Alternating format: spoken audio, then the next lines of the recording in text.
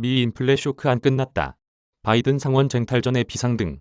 우크라이나의 파종 면적이 올해 약 30%가량 줄어들 것으로 보입니다.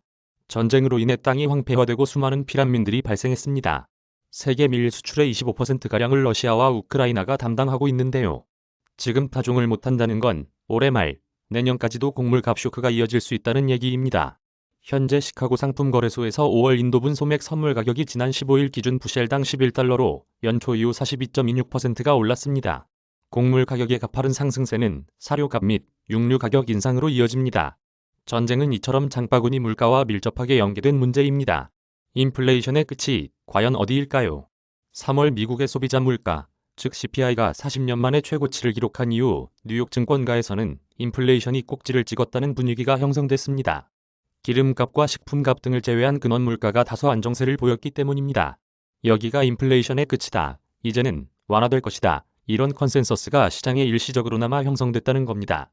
그런데 지금 다시 이런 전망이 과연 맞냐 이런 의구심들이 나오고 있습니다. 인플레가 지금이 꼭지라고 해도요. 과연 어떤 속도로 완화되느냐 이게 더 큰 의미가 있다는 겁니다. 특히 바이든 정부 입장에서는 이 인플레의 완화 속도가 굉장히 중요한데요. 11월에 중간선거가 있기 때문입니다. 이 선거는 바이든 대통령의 성적표나 마찬가지인데요.